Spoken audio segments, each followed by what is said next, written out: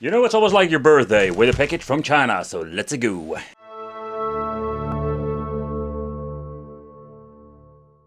But let's get this show on the road and let's chit chat about the light guns and the arcade machine itself. Yeah. So this is actually a beautiful cabinet, but we don't have any controls on the control panel because everything is going to be controlled with the light gun itself. Because this thing does have a built-in joystick and it's just super convenient if you want to like scroll through the list of games that you can actually play. In combination with a couple of buttons over here, for example pressing the exit over here will give you an option to go back to the previous menu. Well, what is the difference if you're going to be comparing this with a Pandora's Box 10? It's going to be different because we're having a Windows PC built in. Then we're having all kinds of different, let's say, systems. In combination with Teknoparrot, a lot of arcade related stuff.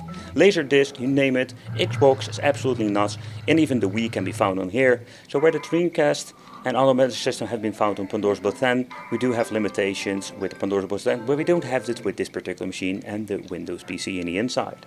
I've mentioned before that we're going to be doing navigation through, let's say, retro shooter light gun. Super convenient, but if you have some problems, you can always get yourself a keyboard, you can navigate, but also start up games.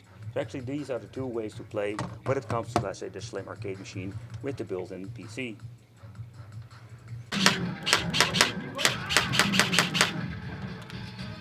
Oh, yeah, much better.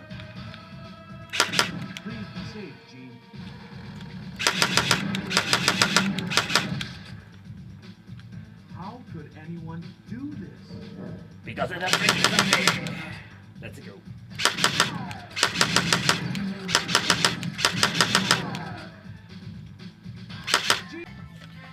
Let's move on into the confidential mission.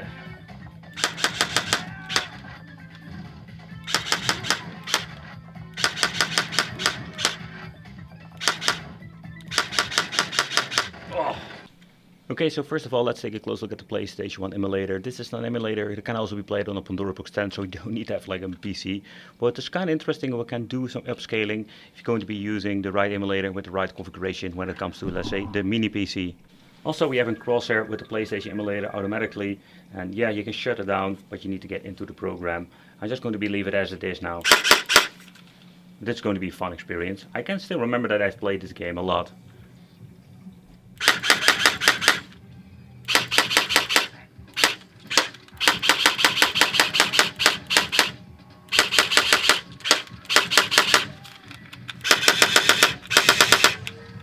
But I can also use the side button for reloading.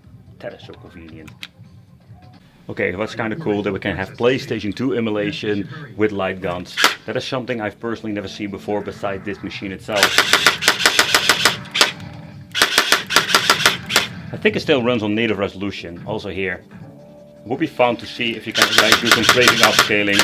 Let's say about 4K emulation and this machine itself.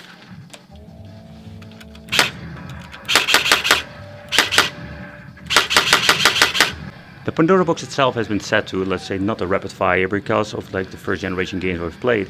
Holding the joystick will activate the rapid fire, and that's going to be absolutely fun if you're going to be playing some PlayStation 2 rail shooters.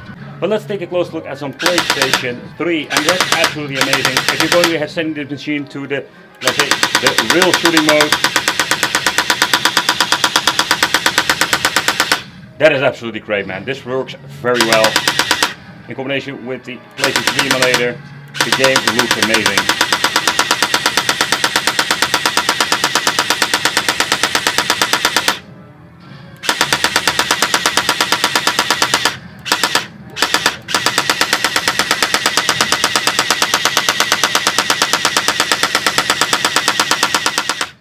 So let's get into the Teknoparrot. We're having so many cool games in here. So let's check out if we can skip it. There we go.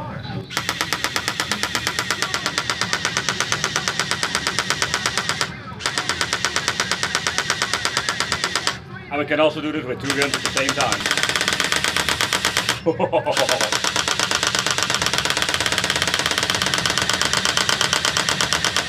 Absolutely not. So with the core share not enabled, it's going to be so much more difficult to play. You really need to get used to where the aim is. I'm completely sucking at this game. Doesn't matter. So when it comes to the arcade game, you can just play this on Pandora's box too, so, or a retro shooter itself, so you don't really need to have like an arcade cabinet. It's a lot of fun. And it's actually the first time I've actually seen Xbox Classic on a machine like this. So that is even like the positive thing about when it comes to having this on a PC running with Windows. And maybe in the future we can have like Battlesera, that would be even more like superior than having Windows.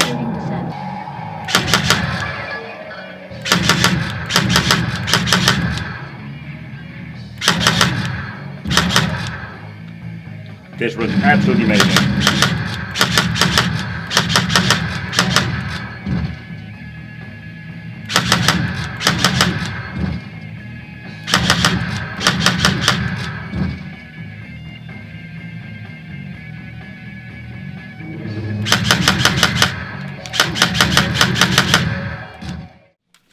But all kinds of cool games like the Model 3 we can actually play. We can use off the screen, but we can also reload with the button.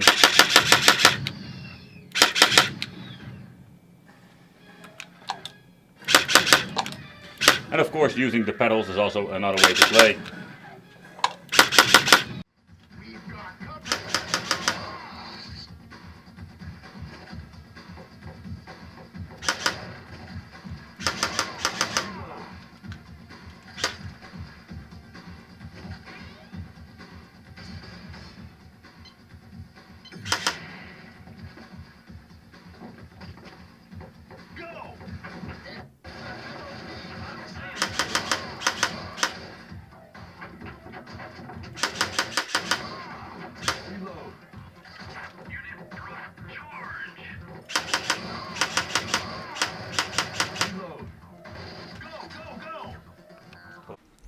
But you can see underneath that we're having 3 games on this particular emulator. And NES is going to be slightly more with 13 games. But let's get into, let's say, the Wii for example. We're having Ghost Squad and a lot of cool, like familiar games, even House of the Dead. So House of the Dead is a system or a game itself that has been seen on many different occasions when it comes to, let's say, other emulators. Okay, next up, Thomas Wave is a system that I personally know of when it comes to some other gaming that we're particularly having on the Pandora's box. But I have a lot of games in there that I have never played before, like Ranger Mission, never seen those. Let's see what we're having with the Dreamcast in here. We're finding all kinds of old school classics. House of the Dead 2 is in here, like I mentioned before. Having multiple like Houses of Death, the Death Crimson OX, Confidential Mission, I think that one was also on the Pandora's box 10. Sega Genesis, and yeah, there's only one particular game on the Sega Genesis, the Menacer 6-game cartridge included. Master System, Sega M2, let's see, in House of the Dead number 1 is over here, Virtual Cop number 2 and number 1. Model 3, having here over here the Lost World of Jurassic Park, and some other, not a lot of games. Naomi, another system that has a lot of hidden gems over there. PlayStation 1, let's see what we're getting into this. Having the Judge Dredd over there, like the Point Blank games. The reason why there was only Point Blank 3, what I understand of, I have the arcade version of those. The Die Hard Trilogy game that I personally never played with a light gun. PlayStation 2, another great system with Ninja Assault, Time Crisis 2 and 3, Vampire Knights, Virtual Cop Elite Edition and Crisis Zone. So all kinds of different cool titles, and with the PlayStation 3 you don't have a lot of different ones, but you can just see you having Deathstorm Pirates and Time Crisis 4. And of course Teknoparrot is one of the most coolest one. Having some of the games are like Patreon related, like you need to have a Patreon account, otherwise you cannot boot up the Terminator Salvation. And there are a couple of more games out there that have the similar problems. Alien Armageddon and Extermination, some classic ones that I've shown before on the channel. But you can see there is so much that we can play.